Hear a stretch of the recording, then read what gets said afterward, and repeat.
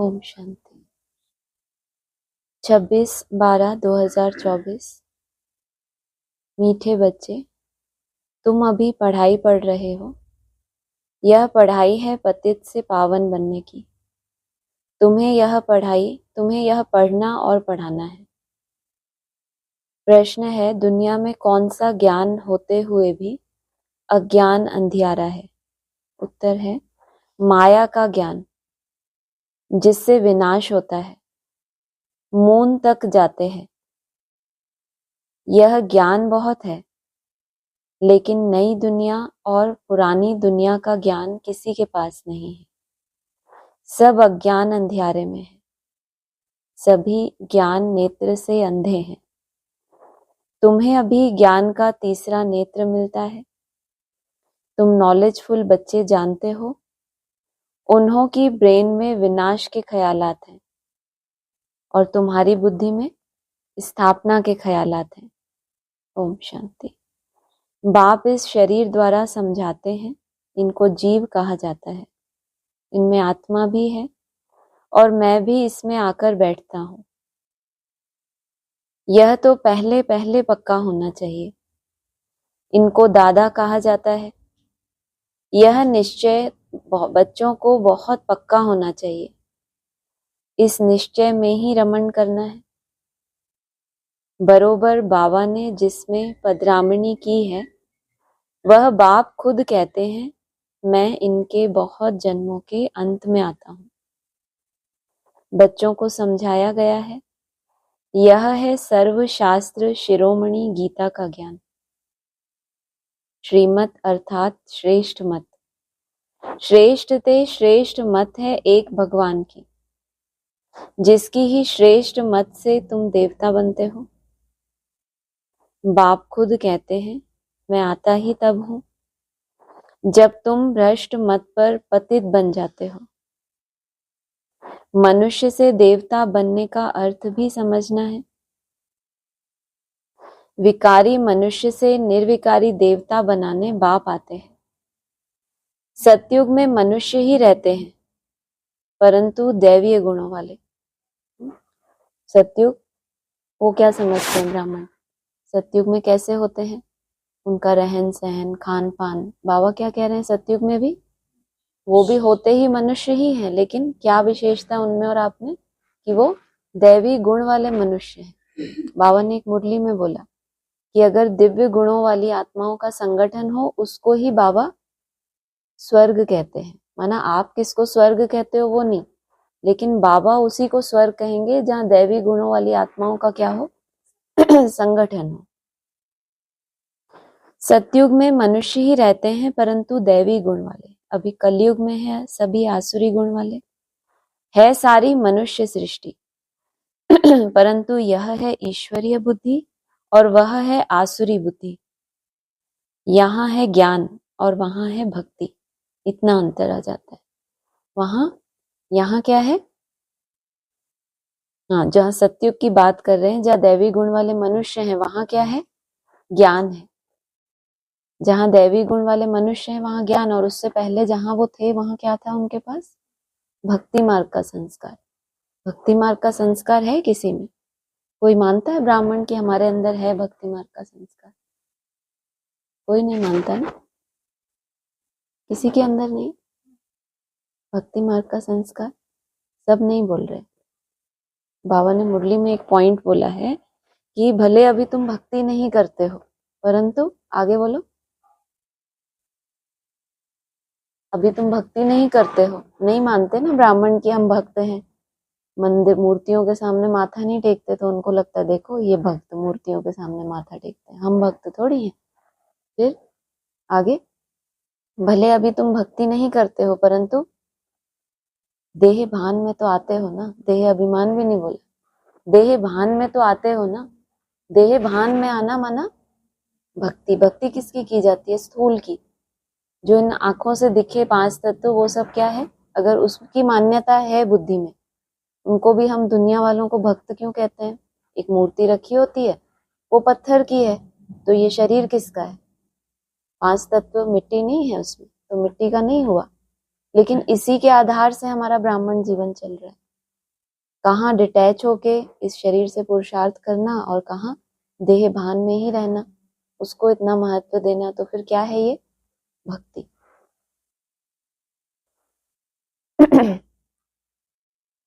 ज्ञान और भक्ति अलग अलग है। भक्ति के पुस्तक कितने ढेर के ढेर हैं, ज्ञान का पुस्तक एक है। एक ज्ञान सागर की पुस्तक एक ही होनी चाहिए। जो भी धर्म स्थापन करते हैं उनका पुस्तक भी एक ही होता है, जिसको रिलीजियस बुक कहा जाता है।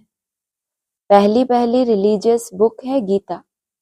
पहला आदि सनातन देवी देवता धर्म है, ना कि हिंदू धर्म। मनुष्य समझते हैं गीता से हिंदू धर्म स्थापन हुआ। गीता का ज्ञान श्री कृष्ण ने दिया। कब दिया? परंपरा से। कोई शास्त्र में शिव भगवानुवाच तो है नहीं, तुम अभी समझते हो। इस गीता ज्ञान द्वारा ही मनुष्य से देवता बने हैं, जो बाप अभी हमें दे रहे हैं। इसको ही भारत का प्राचीन राजयोग कहा जाता है, जिस गीता में ही काम महाशत्रु लिखा हुआ है। इस शत्रु ने ही तुम्हें हार खिलाई है। बाप इस पर ही जीत पहनाकर जगत जीत विश्व का मालिक बनाते हैं। इसको जीतकर? काम महाशत्रु, माना जो कामनाएं हैं हमारे अंदर उनको जीतकर। जबकि कामना कितनी सुंदर है कि बाप समान बने, देवता बने, जो भी बाप ने हमें सिखाया है। लेकिन बाबा क्या कह रहे हैं गीता में भी? क्या है? सर्वंश त्यागी, सर्वस्व त्यागी जिसको हम कहते हैं, स्वरूप निष्ठ। माना जो स्वरूप है सिर्फ उसमें निष्ठ होने की मेहनत, बाकी उससे क्या रिजल्ट निकलने वाली है? कर्म कर और फल की इच्छा नहीं कर। सार यही निकला ना। इसका मतलब फल तो बहुत सुंदर दिखाया जाता होगा, तभी तो बच्चे इतनी मेहनत करेंगे। कुछ भी आपको दिखाया ही ना जाए कि कुछ नहीं मिलेगा आपको, चलो अब आत्मा समझ बाप को याद करो, कुछ भी नहीं मिलेगा, खाली कमरा कह लो उसको, तो करेंगे इतनी मेहनत। लेकिन जब इतना फल भी दिखे फिर भी क्या कहा? इस काम महाशत्रु ने ही तुम्हें हार खिलाई है। माया ये याद की यात्रा करते हैं तो बार बार हारते किससे हैं? जो कामनाएं हमने रखी हैं अपने लिए कि ये ऐसी मेहनत करूं तो ये रिजल्ट होनी चाहिए, ऐसा होना चाहिए, सेवा करूं तो उसमें ये मान मर्तबा मिलना चाहिए, बहुत सारी कामनाएं हैं। लेकिन उस काम ने ही तुम्हें क्या किया है? हार खिलाई है। बाप इस पर ही जीत पहनाकर जगत जीत विश्व का मालिक बनाते हैं। बेहद का बाप बैठ इन द्वारा तुमको बढ़ाते हैं। वह है सभी आत्माओं का बाप। यह फिर है सभी मनुष्य आत्माओं का बेहद का बाप। नाम ही है प्रजापिता ब्रह्मा। तुम किसी से पूछ सकते हो कि ब्रह्मा के बाप का नाम क्या है, तो मूंझ पड़ेंगे। ब्रह्मा, विष्णु, शंकर, इन तीनों का बाप कोई होगा ना। ब्रह्मा, विष्णु, शंकर सूक्ष्म वतन में देवताएं हैं, उनके ऊपर है शिव। बच्चे जानते हैं शिव बाबा के जो बच्चे आत्माएं हैं उन्होंने शरीर धारण किया है। माना तीन तो हैं सूक्ष्म वतन में, ब्रह्मा, विष्णु, शंकर, लेकिन जो आत्माएं हैं उन्होंने यहाँ साकार सृष्टि पे ब्रह्मा, विष्णु, शंकर ने शरीर धारण किया है। वह तो सदैव निराकार परमपिता परमात्मा है।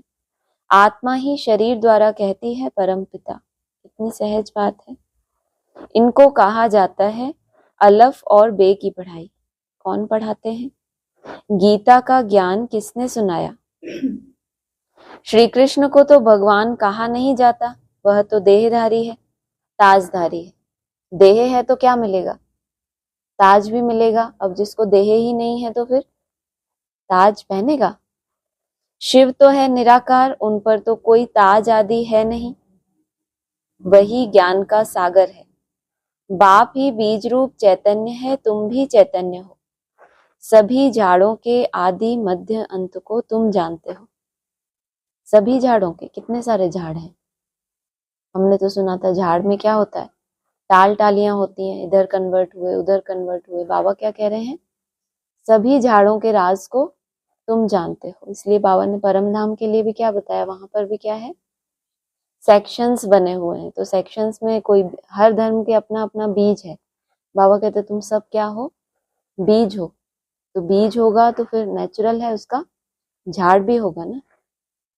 सभी झाड़ों के आदि मध्य अंत को तुम जानते हो। भले तुम माली नहीं हो, उस झाड़ के माली तुम नहीं हो, तुम तो अपने झाड़ में रहोगे ना, परंतु समझ सकते हो कि बीज कैसे डालते हैं। माना कोई आत्मा किसी धर्म का अगर हिस्सा बनती है उस झाड़ का, तो उसका फाउंडेशन वो कहाँ डालती है। जब अच्छे से अच्छी मत मिले, श्रेष्ठ से श्रेष्ठ मत मिले, उसमें भी अगर किसी का कुछ अपना स्वभाव संस्कार वो नोंद कर रही है अच्छे पुरुषार्थ के साथ साथ, तो वो क्या कर रही है आत्मा, बीज बो रही है। तो ये तुम समझ सकते हो, भले तुम उस झाड़ के माली नहीं हो। उनसे झाड़ कैसे निकलता है, वह है जड़, यह है चैतन्य। आत्मा को चैतन्य कहा जाता है। तुम्हारी आत्मा में ही ज्ञान है और किसी आत्मा में ज्ञान हो नहीं सकता। तो बाप चैतन्य मनुष्य सृष्टि का बीज रूप है। यह चैतन्य क्रिएशन है। आत्मा को चैतन्य कहा जाता है। तुम्हारी आत्मा में ही ज्ञान है और किसी आत्मा में ज्ञान, जो आत्मा तो सभी चैतन्य है, लेकिन सिर्फ आत्मा की बात नहीं है, बिंदु बिंदु आत्माएं तो पेड़ पौधों में भी होती है। लेकिन बाबा कह रहे हैं आत्मा को चैतन्य कहा जाता है। जो आत्मा बन गया शरीर में रहते हुए, तब वो उसमें क्या आती है, 3 गुण बताते हैं, एक सत्य, एक चैतन्य और तीसरा सत्य चित्त, और तीसरा क्या होता है, क्या होता है, आनंद होता है। तो बाप चैतन्य मनुष्य सृष्टि का बीज रूप है। जो जड़ बुद्धि वाले मनुष्य हैं उनका बीज रूप बाप नहीं है, यह चैतन्य क्रिएशन है। वह सभी है जड़ बीज। ऐसे नहीं कि जड़ बीज में कोई ज्ञान है, यह तो है चैतन्य बीज रूप। उनमें सारे सृष्टि की नॉलेज है। झाड़ की उत्पत्ति, पालना, विनाश का सारा ज्ञान उनमें है। फिर नया झाड़ कैसे खड़ा होता है, वह है गुप्त। झाड़ की उत्पत्ति, पालना, विनाश का सारा ज्ञान उनमें है। फिर ये तीनों कार्य हो गए, फिर नया झाड़ कैसे खड़ा होता है, यह है गुप्त। तुमको ज्ञान भी गुप्त मिलता है। तो ये कोई बात हुई, पूरे विश्व में फैला रहे हैं हम कि ये सबको पता चल जाए भगवान आया है, सृष्टि का रहस्य, और बाबा कह रहे हैं तुमको ज्ञान भी गुप्त मिलता है। ये कैसा ज्ञान है जो गुप्त मिलता है, और गुप्त कैसे है, कैसे गुप्त है? हाँ, नए झाड़ का नया ज्ञान तो बहुत लोगों को मिल रहा है, इनमें से भी किसी को गुप्त मिल रहा है। समझ को ही क्या कहा जाता है, साक्षात्कार कहा जाता है ना। किसी को साक्षात्कार होता है, मान लो बंद आंखों का कोई विजन सामने आता है, तो दूसरे को थोड़ी पता चलता है कि इसको क्या दिख रहा है। ऐसे ही मन बुद्धि के अंदर मुरली वही साधारण है, सब सुन रहे हैं, नई दुनिया में भी सुन रहे हैं, लेकिन उसमें किसी को क्या टचिंग होती है, कितनी गहराई तक कोई आत्मा जाती है, तो ये गुप्त है। क्योंकि उस आत्मा की याद भी क्या है, गुप्त है। वो आत्मा चैतन्य कितने परसेंटेज में चैतन्य बनी और कितने परसेंटेज में भक्ति मार्ग है। भक्ति मार्ग माना देह भान, देह अभिमान नहीं। अभिमान तो दिखाई देता है, उसको तो हम पकड़ लेते हैं कि बोल में आ गया, अपने विशेषता का अभिमान आ गया, वो तो पता चलता है। लेकिन देह का भान होना, तो इसको कहेंगे भक्ति। तो बाबा कह रहे हैं नया झाड़ कैसे खड़ा होता है।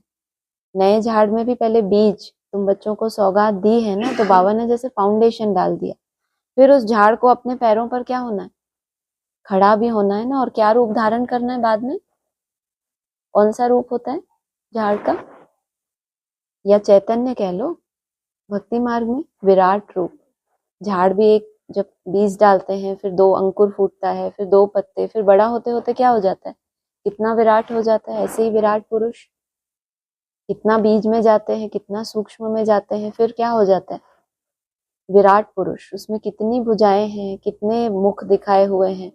मना कहते हैं ना, एक की जन्म पत्री खुली तो फिर क्या होता है, इतने सारे मुख हैं उसमें। मना सब प्रत्यक्ष हो गए, सब गुप्त थे पहले, मन बुद्धि में मंथन था, लेकिन एक का टाइम पूरा हुआ तो सबकी जन्म पत्री खुल गई कि ये कौन सा मुख है, ये कौन सा। उसमें आसुरी मुख भी हैं, ऐसा नहीं कि बहुत सुंदर सुंदर है। देखना कभी विराट रूप का वीडियो, दिखेंगे कितने खतरनाक मुख भी हैं, कितने सात्विक भी हैं, ऋषि मुनि भी हैं जो अभी तपस्या ही कर रहे हैं, जो संपूर्ण बन गए, ब्रह्मा भी हैं, शंकर भी हैं, सब हैं उसमें। तो बाबा ने कहा नया झाड़ कैसे खड़ा होता है वह है गुप्त। तुमको ज्ञान भी गुप्त मिलता है, बाप भी गुप्त आए हैं। तुम जानते हो यह कलम लग रहा है, अभी तो सभी पतित बन गए हैं। अच्छा, बीज से पहला पहला पत्ता निकला, वह कौन था? सतयुग का पहला पत्ता तो श्री कृष्ण को ही कहेंगे, लक्ष्मी नारायण को नहीं कहेंगे। नया पत्ता छोटा होता है, पीछे बड़ा होता है। तो इस बीज की कितनी महिमा है? पहले छोटा महीन रूप धारण करता है, जितना सूक्ष्म में जाता है उतना ही उसका विस्तार होता है। तो इस बीज की कितनी महिमा है? यह तो चैतन्य है ना।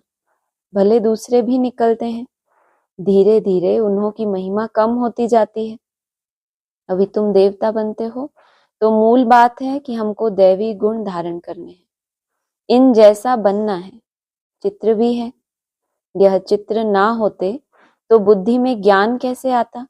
यह चित्र बहुत काम में आते हैं। भक्ति मार्ग में इन चित्रों की पूजा होती है और ज्ञान मार्ग में तुमको इन्हों से ज्ञान मिलता है। कितनी बड़ी बात है। दैवी गुण धारण करके ही क्या बनेंगे? ऊपर बताया देवता बनना है तो क्या करना है? दैवी गुण धारण करने। उसके लिए ये चित्र तुमको बहुत मदद करते हैं। जरूर चैतन्य चित्र होंगे जिनके अंदर वो दैवी गुण हैं। तो यहाँ क्या बोला? भक्ति मार्ग में इन चित्रों की पूजा होती है। ब्राह्मणों की दुनिया में भी है ना, पास्ट हो गए, ब्रह्मा बाबा पास्ट हो गए ना, तो वो चित्र तो है, उसकी महिमा करते रहते हैं ना कि ये श्री कृष्ण की आत्मा है, इनमें ये था वो था।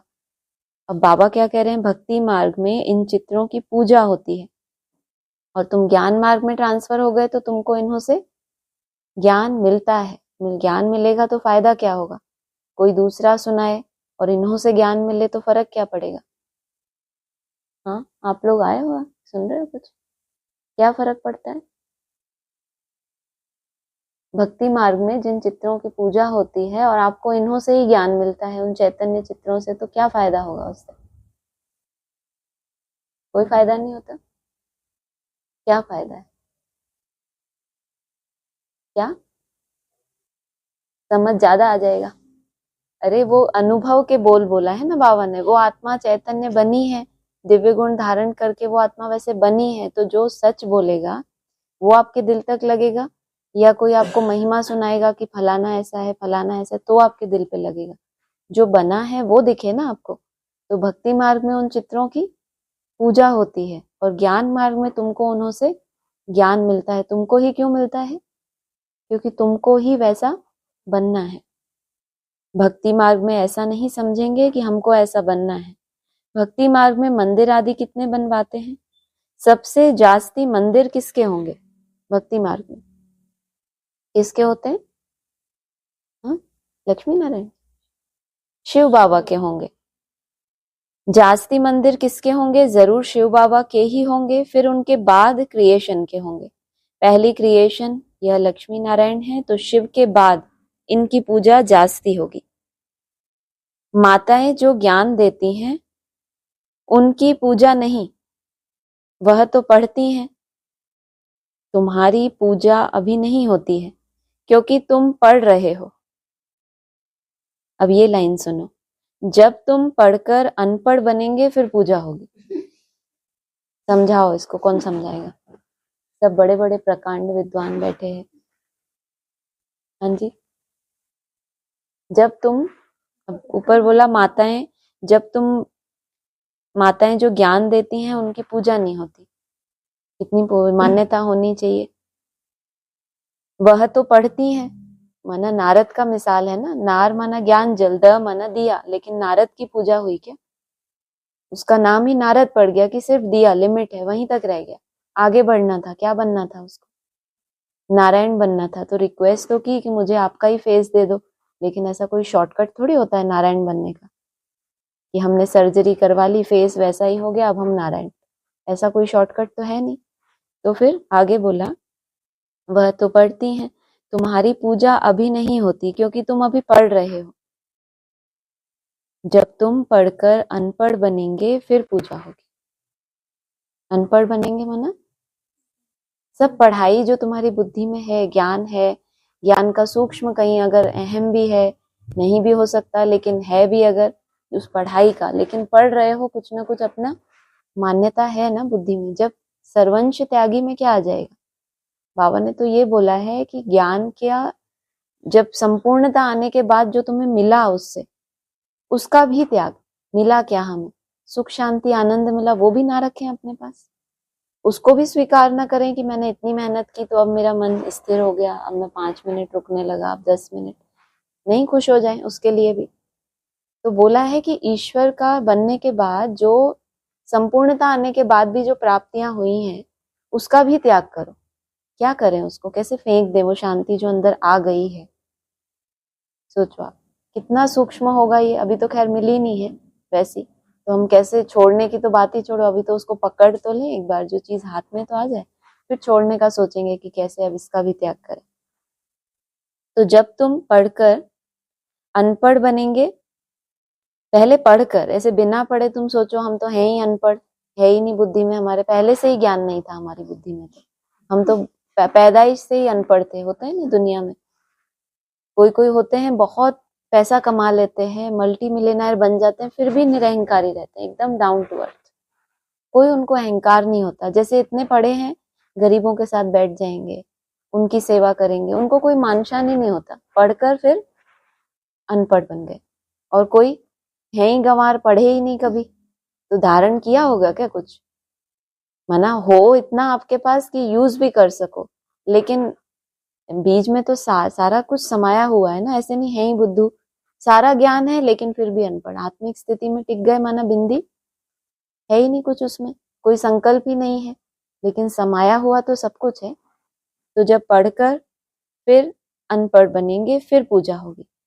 अभी तुम देवी देवता बनते हो, ना समझ आए तो कहेंगे ना हो पूजा, चलेगा हमें नहीं। ऐसा इतनी मेहनत की बात है, पहले पढ़ें, फिर इतना कुछ हमें प्राप्तियां हो जिसके लिए तरस रहे हैं, फिर अनपढ़ बन जाए, ये है ही नहीं कुछ।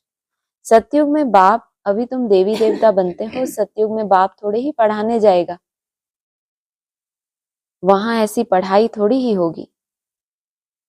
यह पढ़ाई पतितों को पावन बनाने की है। सतयुग में बाप थोड़े ही पढ़ाने जाएगा, आएगा नहीं, वहां थोड़ी ना जाएगा, उसके लिए दूसरा स्थान हो गया ना, वहां थोड़ी जाएंगे। कहाँ है तो वो? हाँ, सतयुग में हाँ, ये भी कह सकते हैं कि बाप वैकुंठ में है या फिर परम धाम में है।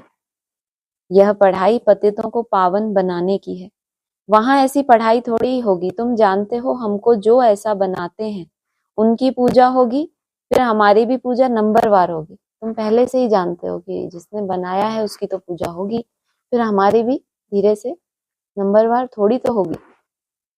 फिर गिरते गिरते 5 तत्वों की भी पूजा करने लग पड़ते हैं। 5 तत्वों की पूजा माना पतित शरीर की पूजा। पूजा किस, क्या समझते हो पूजा करना माना? हाँ, कैसे अपने आप को कैसे हम मान मर्तबा देते ही नहीं, मान मर्तबा, इकत्ती वाले कपड़े पहन लेते हैं, कुछ भी चलता है, कुछ भी खा लेते हैं, जैसा बाबा रखे। पतित शरीर की पूजा माना भक्ति, ये बोला ना 5 तत्वों की पूजा माना पतित शरीर की पूजा। पूजा की जाती है तो उसको क्या किया जाता है? उसको कहेंगे रिगार्ड देना, उसके सामने झुकना, माना उस शरीर को मान्यता देना। कोई होते हैं ना, एक उनको पता चल गया कि बाबा ने कहा है कि चिकत्ती वाला वस्त्र पहनो, मुरली में ही बोला ना, तो बाबा के घर में रहेंगे तो चलेंगे, एक भी ये भी पहन रहा है, अरे बड़ी बहन भी पहन रही है, तो पीछे पीछे पहनेगा ना। अंदर से संस्कार निकला या रस्म फॉलो कर रहा है, ये चेकिंग की बात है ना। मान लो उसको मौका मिला, कहीं बाहर गया सेवा पे, मौका मिला रे धनवान सेंटर, फिर वो उसकी जागृत हो जाए कि अब तो क्या कमी है, अब तो ये वो, तो संस्कार पड़ा या रस्म फॉलो किया? क्या किया? ऐसे ही खान पान का भी है, साधारण ही मिल रहा है तो साधारण ही खाएंगे या अपने लिए हलवा बना के खाएंगे? जैसा मिल रहा है ना, तो इसको ये कहेंगे कि हमने किया, ठीक है, ये एक हमारा भाग्य है कि हमें उससे डिटैच होने में सहयोग मिल रहा है बहुतों का, एक साथ सब मिलके वो त्याग कर रहे हैं तो उससे सहयोग मिल रहा है। फिर चेकिंग कहाँ होती है आपकी? फिर जब आपको कोई देखने वाला नहीं, कोई बंधन नहीं है, कोई भी आपको बोला जा रहा है, कोई रूल नहीं है, आराम से अपने हिसाब से, उसके बाद फिर आपका त्याग जो आपको लगे कि जब कोई भी नहीं है देखने वाला, तो आप समझना कि अब हुआ ये त्याग। अमृत वेले का भी ऐसा ही है। नियम फॉलो करते हैं ना, सभी उठते हैं, सभी नहाते हैं तो नहाना ही है। नियम फॉलो करते हैं ना, कि सब घूम फिर के मेहनत कर रहे हैं तो आप बैठे बैठे थोड़ी छूट के खाओगे।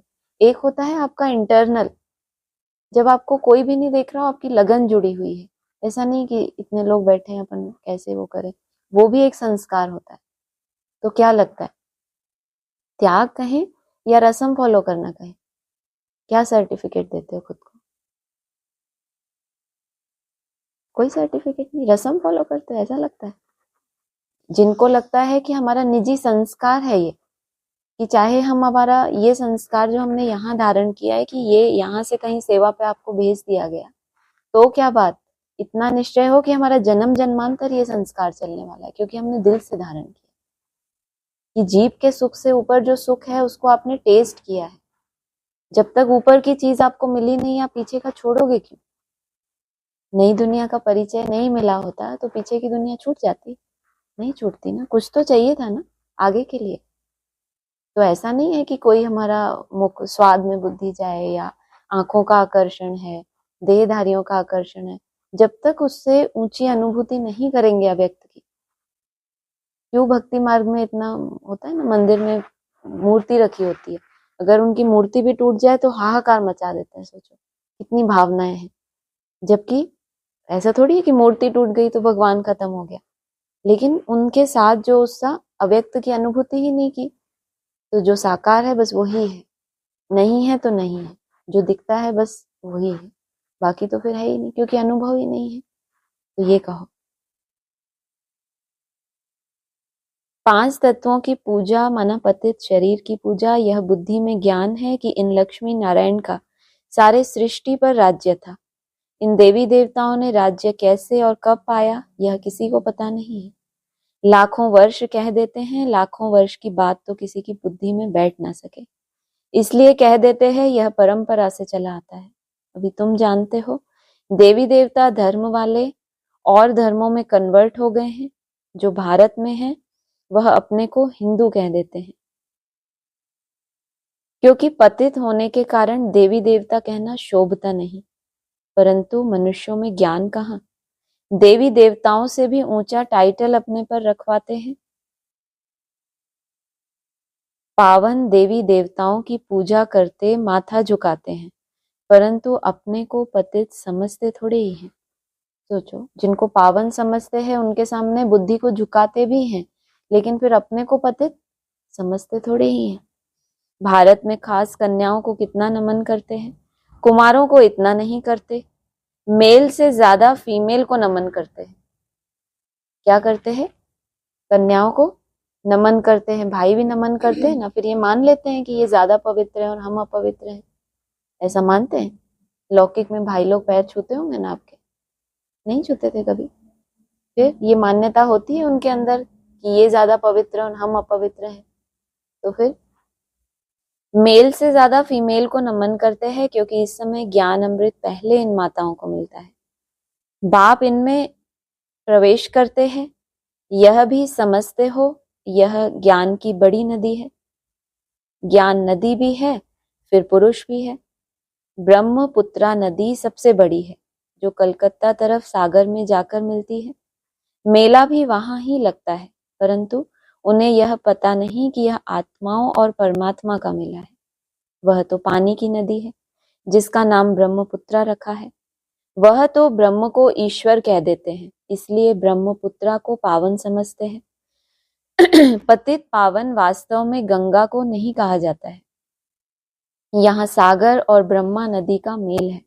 बाप कहते हैं यह फीमेल तो नहीं है जिस द्वारा अडॉप्शन होती है। यह बहुत गुह्य समझने की बातें हैं, जो फिर प्रायः लोप हो जानी है। फिर बाद में मनुष्य इस आधार पर शास्त्र आदि बनाते हैं। पहले हाथ के लिखे हुए शास्त्र थे, बाद में बड़ी बड़ी मोटी किताबें छपवाई हैं। संस्कृत में श्लोक आदि थे नहीं। यह तो बिल्कुल सहज बात है, मैं इन द्वारा राजयोग सिखलाता हूँ। फिर यह दुनिया ही खलास हो जाएगी, शास्त्र आदि कुछ भी नहीं रहेंगे। फिर भक्ति मार्ग में यह शास्त्र आदि बनेंगे। मनुष्य समझते हैं यह शास्त्र आदि परंपरा से चले आए हैं। इसको कहा जाता है अज्ञान अंधियारा। अभी तुम बच्चों को बाप पढ़ाते हैं जिससे तुम सोझरे में आए हो। सतयुग में है पवित्र प्रवृत्ति मार्ग, कलयुग में सभी अपवित्र प्रवृत्ति वाले हैं। यह भी ड्रामा है। बाद में है निवृत्ति मार्ग, जिसको संन्यास धर्म कहते हैं। जंगल में जाकर रहते हैं, वह है हद का संन्यास। रहते तो इस पुरानी दुनिया में है, अभी तुम जाते हो नई दुनिया में। तुम्हें तो बाप से ज्ञान का तीसरा नेत्र मिला है, तो तुम कितने नॉलेजफुल बनते हो। इससे जास्ती नॉलेज होती ही नहीं।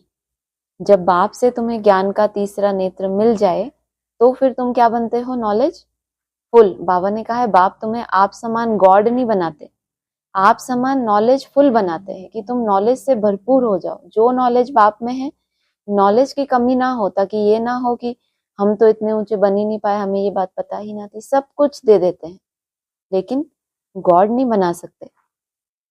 तो तुम कितने नॉलेजफुल बनते हो, इससे जास्ती नॉलेज होती ही नहीं।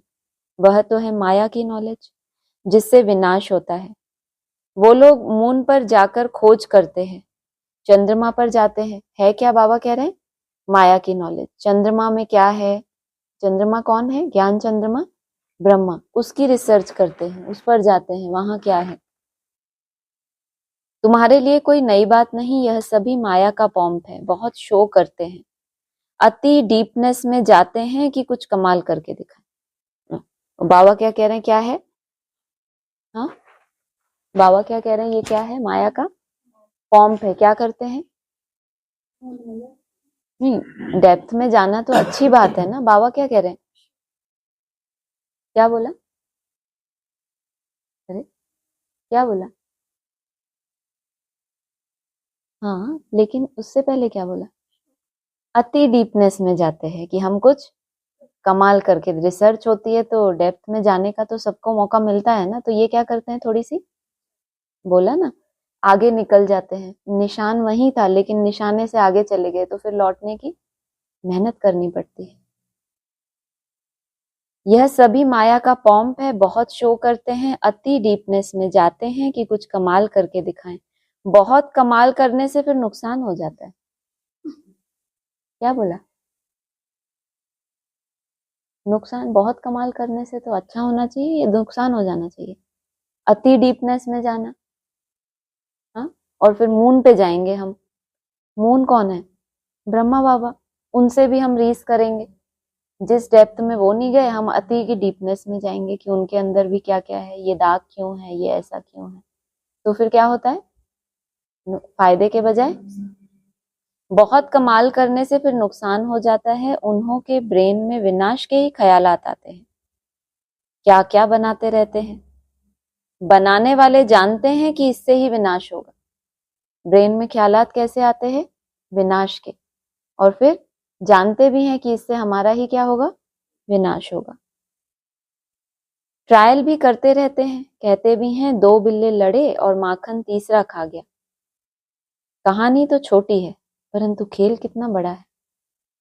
कहानी कितनी छोटी है कि दो बिल्ले लड़े और मक्खन कृष्ण कन्हैया खा गया, पूरा ही बोलेंगे। कहानी तो छोटी है परंतु सोचो आप, कहानी में और खेल में कितना अंतर है। खेल होता है, बोलो, खेल होता है क्या, कहानी तो क्या होती है, कन रस, और खेल प्रैक्टिकल खेलना पड़ता है ना। कहानी माना सुनना सुनाना, और खेल माना कहानी तो छोटी सी है, दो बिल्ले लड़े और मक्खन तुम्हें मिल गया, लेकिन खेल कितना बड़ा है। नाम इन्हों का ही बाला है, किसका, जिसने, किसका नाम बाला होना चाहिए, जिसने खेल में दो बिल्ले लड़े और मक्खन मिल गया। खेल कितना बड़ा है तो नाम इन्हों का कितना बाला है। जो बोला ना, जिसने अंत किया उसने सब कुछ किया ना। कोई तो, सॉरी, नाम इन्हों का ही बाला है। इतना बड़ा खेल है और जिसने पूरा ही खेल खेला हो और फिर खेल में जीत भी लिया हो, तो फिर नाम बाला नहीं होगा। कहानी सुनाने वाले ने कहानी सुनाई कि ऐसा ऐसा है, और प्रैक्टिकल में कहानी सुनाने वाले ने सिखाया होगा ना, खेल को ऐसे ऐसे खेलना है। बाबा कहते हैं ना, तुम्हें पूरी नॉलेज दे देते हैं, गॉड बनाते नहीं। फिर खेल कितना बड़ा है, इस खेल को खेलना किसको है? तुम्हें खेलना है ना। इन द्वारा ही विनाश की नोंद है। ये नया पॉइंट है। क्या नया पॉइंट है इसमें? हाँ, इन द्वारा ही विनाश की नोंद है, वो तो ठीक है। और विनाश का बहुत गहरा संबंध है। ब्रह्मा द्वारा स्थापना, शंकर द्वारा विनाश और विष्णु द्वारा पालना, अभी तक सुना है ना। इन द्वारा ही विनाश की नोंद है। कोई तो निमित्त बनता है ना।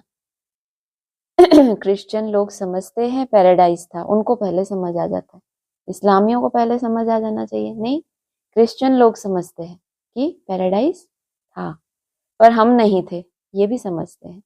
वो मुसलमान लोग होते हैं ना, वो गीत गाते हैं, या हुसैन हम ना हुए, माना पैराडाइज था लेकिन हम, वो अलग सेंस में गाते हैं लेकिन लाइन वही है, तो याद आया। क्रिश्चियंस भी यही कहते हैं पैराडाइज था पर हम नहीं थे। इस्लामी बौद्धि भी नहीं थे, ऐसा नहीं हम ही नहीं थे, वो लोग भी नहीं थे। फिर भी क्रिश्चियन लोगों की समझ अच्छी है। बोला ना, अति डीपनेस में जाते हैं, क्या करते हैं, चंद्रमा के ऊपर चले जाते हैं, अति डीपनेस में जाते हैं, पॉम्प करते हैं, शो करते हैं। फिर ब्रेन में कैसे ख्यालात आ जाते हैं? विनाश के। भारतवासी कहते हैं देवी देवता धर्म लाखों वर्ष पहले था, तो बुद्धू ठहरे ना। बाप भारत में ही आते हैं। जो महान बेसमझ है उन्हें ही महान ते महान समझदार बनाते हैं। परंतु फिर भी याद रहे तब। बाबा तुम बच्चों को कितना सहज करके समझाते हैं, मुझे याद करो तो तुम सोने का बर्तन बन जाएंगे, तो धारणा भी अच्छी होगी। याद की यात्रा से ही पाप कटेंगे। मुरली नहीं सुनते तो ज्ञान रफू चक्कर हो जाएगा, हो जाता है। बाप तो रहमदिल होने के नाते उठने की ही युक्ति बताते हैं, अंत तक भी सिखलाते ही रहेंगे। अच्छा, आज भोग है, भोग लगाकर जल्दी वापस आ जाना है। बाकी वैकुंठ में जाकर देवी देवताओं आदि का साक्षात्कार करना, यह सब फालतू है। इसमें बहुत महीन बुद्धि चाहिए। ये भी नया पॉइंट है। वैकुंठ में जाकर, अभी तो भोग ही बुद्धि में है, भोग भी लगाना है, भोग लगाना है, उसके बाद क्या बोला, वापस आ जाना है। वैकुंठ में जाकर देवी देवताओं आदि का साक्षात्कार करना, यह सब क्या है? फालतू बता दिया। जबकि किसी का विचार हमें पता चल जाए, जन्म पत्री कि फलानी आत्मा ने इस ईयर में ज्ञान लिया, फिर ऐसे ऐसे इसके ऊपर लागू होता है, कितना सहज है कि 30-33 वर्ष ऐसे शुरू हुए, ऐसे देवी देवताओं का साक्षात्कार करना, बाबा कह रहे हैं सब। इसमें तो बहुत महीन बुद्धि चाहिए। बाप इस रथ द्वारा कहते हैं, मुझे याद करो, मैं ही पतित पावन तुम्हारा बाप हूँ, तुम्ही से खाऊं, तुम्ही से बैठूं, यह यहाँ के लिए है, ऊपर में कैसे होगा। अच्छा, मीठे मीठे सिकीलदे बच्चों प्रति माता पिता बाप दादा का याद प्यार गुड मॉर्निंग।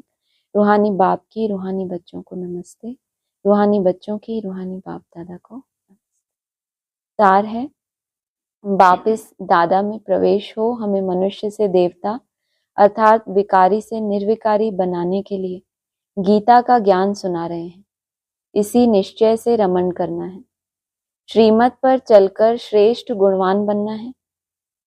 दूसरा है, याद की यात्रा से बुद्धि को सोने का बर्तन बनाना है। ज्ञान बुद्धि में सदा बना रहे, उसके लिए मुरली जरूर पढ़नी व सुननी है।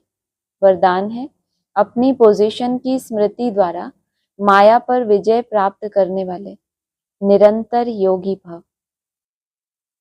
जैसे स्थूल पोजीशन वाले अपनी पोजीशन को कभी भूलते नहीं, ऐसे आपकी पोजीशन है मास्टर सर्वशक्तिवान।